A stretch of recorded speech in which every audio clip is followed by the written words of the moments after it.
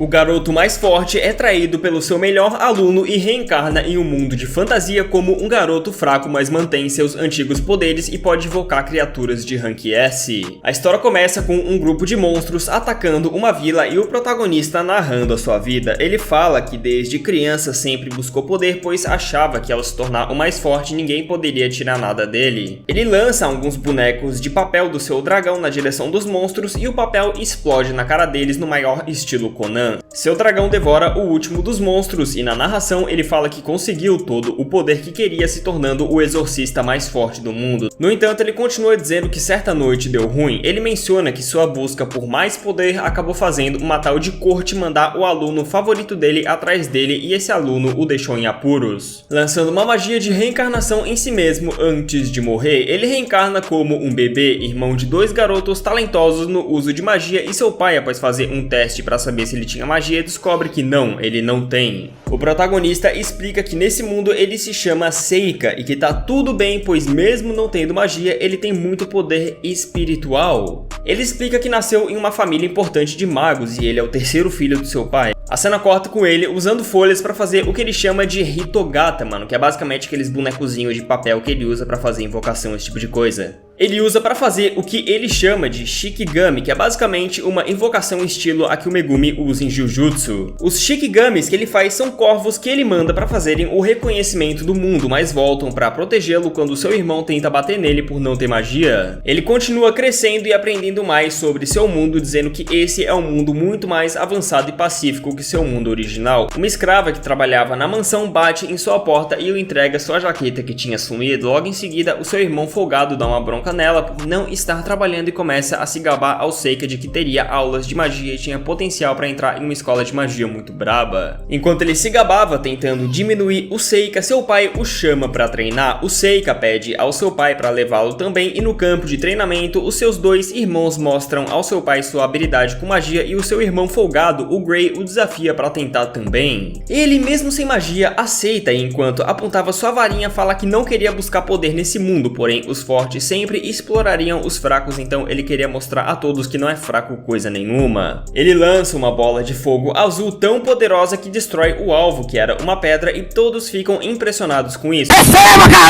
Ele então diz pro seu pai que também queria estudar magia, mas ele nega, dizendo que não tem registros de ninguém que nasceu sem magia e conseguiu se tornar um mago. Ele fala que já esperava ouvir isso e decide só estudar sobre esse mundo mesmo, mas alguns anos se passam e ele agora tinha 11 anos de idade. Ele explica que na sua vida passada ele derrotou e selou muitos Ayakashis poderosos e os usou como servos e decide invocar o menos poderoso entre eles como um teste para saber o que aconteceria. Ele escolhe a Kitsune, que é uma garota raposa, e a invoca. No momento que é invocada, ela pula nele, o abraçando e o chamando de mestre. Ele estranha ela estar desse tamanho, mas ela fala que deve ser porque ele não tem muita energia ainda. Ele fala que ninguém poderia saber sobre ela, então ela se transforma em raposa e se esconde no cabelo dele, estilo Ratatouille. A cena corta com ele andando até o corredor e vendo seu irmão com cara de tarado dizendo pra empregada da casa ir ao seu quarto à noite pra ele ensinar algo a ela, mas o Seika se intromete e salva ela dessa enrascada. Ela leva ele ao quintal e fala que achou um filhote de monstro ferido e pergunta se era possível salvá-lo. O Seika diz que vai tentar e pede pra ela virar pro outro lado, mano, pois ele não queria que ela visse que ele usa feitiços e tudo mais. Ela vira e ele usa uma conjuração para curar o filhote. Logo em seguida ele fala pra ela que sabe que ela é diferente das outras pessoas. Ela pode ver os espíritos assim como ele, mas fala que tem algo a mais que ela vê e pergunta o que era. Ela revela que são os elementais, criaturas pequenas de luz que obedecem ela. Ele fala que isso é muito raro, pois nem mesmo ele conseguiu controlar um tipo de espírito parecido com os elementais na sua vida passada.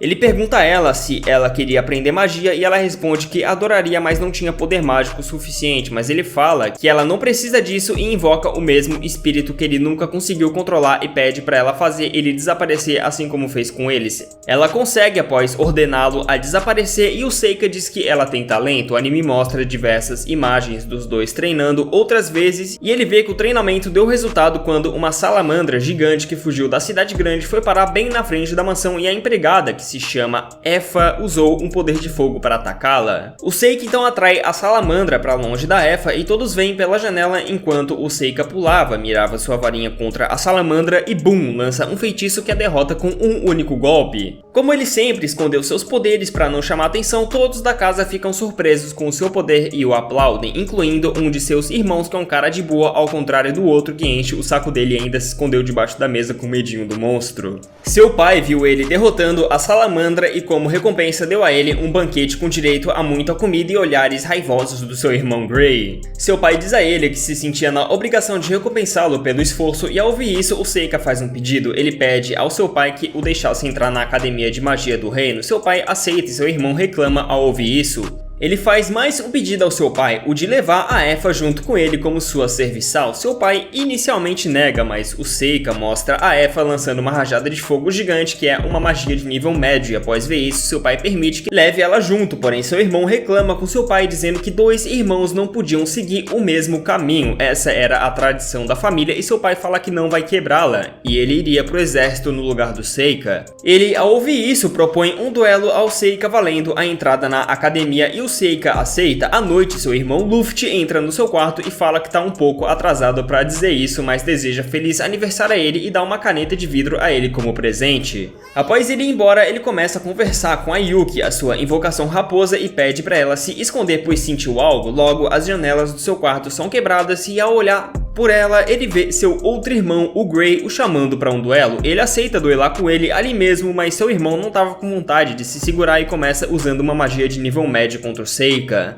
Uma magia que na teoria seria bem forte, cara, ainda mais pra ser usado como uma criança, mas ele não é qualquer criança e apaga facilmente as chamas, tá ligado? E usando uma conjuração com um boneco de papel, faz o Gray não se mover e ao torcer o braço do boneco, o braço do Gray torce também. Ele pede pro Gray desistir e ele desiste. Então o Seika fala pra ele dizer ao seu pai que desistiu do duelo entre eles e em uma conversa com a sua raposa Yuki, ele explica que o lance da salamandra foi tudo planejado. Em um flashback ele mostra seu plano em ação que envolvia summonar outro monstro de alto nível que ao vê-lo se curva dizendo que era um prazer servi-lo novamente. Ele fala para esse monstro ir até o ninho da salamandra na floresta e a expulsá-la para assim ela sair de lá e acabar parando na mansão. Ele diz que tudo saiu como o seu plano, apesar de que a salamandra foi para a cidade, mas que bom que ninguém se feriu, basicamente é isso. A Yuki então fala para ele que em um mundo de humanos fracos ele podia fazer qualquer coisa, mas ele responde que os mesmos humanos fracos mataram ele na sua vida antiga e ele queria ser como eles, apenas mais um no meio da multidão e nada mais. A cena corta com ele prestes a sair com a Effa. Ele se despede do seu irmão Luffy e no caminho ele pede pra Effa usar um medalhão, dizendo que isso atrairia mais espíritos pra perto dela. Ele fala que ela precisa dominar a magia espiritual e que ela ficar mais forte vai ser muito benéfico pra ele. A cena corta pro seu pai se dando conta de que já fez 12 anos desde que ele chegou na mansão. Chegou? Sim, cara, o Seika foi entregue a ele por uma mulher e na verdade é filho do seu irmão chamado Gilbert.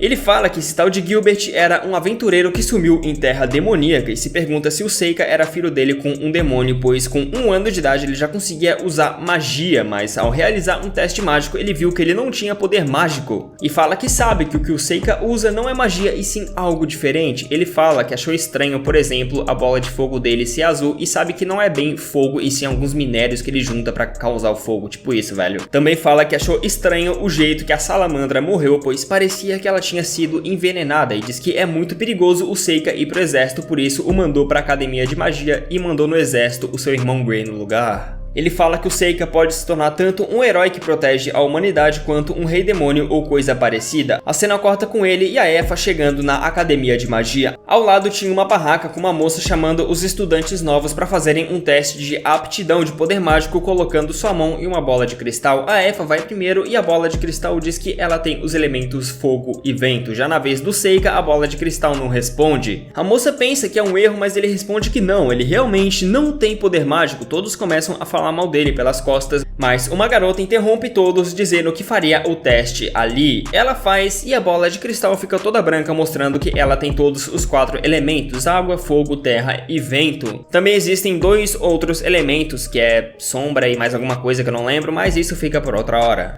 Sem tempo, irmão. Ao ir embora, o Seika agradece a ela por não deixar a galera continuar falando mal dele, mas ela diz que não fez isso por ele. Ao virar de costas, ele nota uma coisa: essa garota é a aluna favorita dele que matou ele na sua vida passada. Ela também reencarnou nesse mundo. Ele vê que ela carregava uma espada e se pergunta se ela era forte. A cena corta com os novos alunos fazendo o exame prático de entrada na academia. Alguns lançam suas magias e o Seika fala que eles não são nada demais. Sua escrava é chamada e dá um show. Ela literalmente derrete o alvo com sua magia espiritual de fogo e quebra o alvo com sua magia espiritual de vento. Chegando a vez do Seika, ele faz a mesma coisa. Ele usa magia de 3 elementos diferentes e arregaça com os alvos, diferente dos outros alunos. No caso, os alunos comuns da academia, ele não tem magia, então ele basicamente consegue soltar a magia usando seus feitiços. É meio complicado de explicar no resumo, cara, que eu tenho que compactar bem a história, mas basicamente ele usa feitiços para juntar minerais e tudo mais, tá ligado? Que entram em combustão e assim viram fogo. É mais ou menos isso, né? Dando a impressão que ele usa magia de fogo, tipo, é isso. A mesma coisa vale para os outros elementos. Após os testes, uma professora conversa com um instrutor que explica que 3 alunos foram impressionantes no teste. Eu digo 3 porque aquela garota de antes, que é a reencarnação da aluna do Prota na vida real, também fez o teste e se saiu melhor do que os dois. A professora fala que talvez ela possa vir a ser a heroína desse mundo.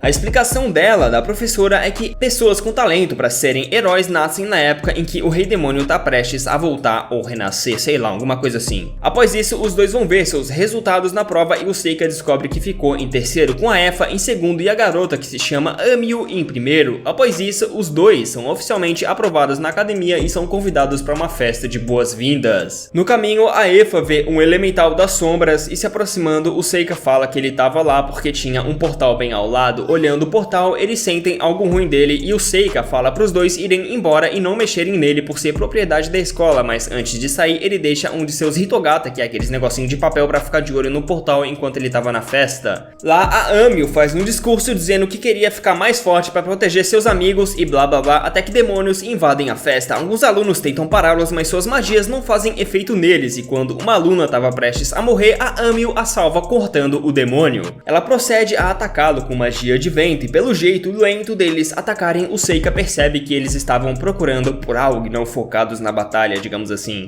Ele então usa seus Hitogama como se fosse uma câmera para achar o conjurador da magia que trouxe os demônios até ali, e encontra, ele se teletransporta para lá, dando uma de gostosão, e o bichão, que é um demônio de metal, sumona demônios inferiores para lutarem contra ele. Mas ele os derrota facilmente. Inclusive, esse lugar, mano, com esse portal aí, é o mesmo lugar que os dois viram antes, mas foram pra festa. O próprio demônio de metal decide enfrentá-lo e com pouco tempo de batalha, o Seika percebe que seus ataques com Hitogama não funcionavam nele e logo em seguida o demônio joga sua espada que passa por ele lentamente, mas é teleportada de volta para sua direção e o acerta. Isso resulta nele perder o seu braço. Ele pergunta ao demônio o que ele estava procurando e ele responde que estava procurando a heroína lendária. Ele pergunta: a tal do conto de fadas? E ele responde que isso não é nenhum conto de fadas e que a profecia de 12 anos atrás sobre uma heroína lendária nascer era a verdade. O Seika então imagina que ele estava se referindo a Amiu e ele, ao ouvir o nome dela, agradece ele por ter falado, pois agora seria mais fácil de encontrá-la. Ele então ataca e mata o Seika, dizendo que para um humano ele foi esplêndido, mas o que ele não esperava é que o Seika ainda estivesse vivo. Bom, ele realmente morreu, mas usou uma magia de voltar à vida e ainda usou uma magia que nega qualquer projétil vindo na direção dele,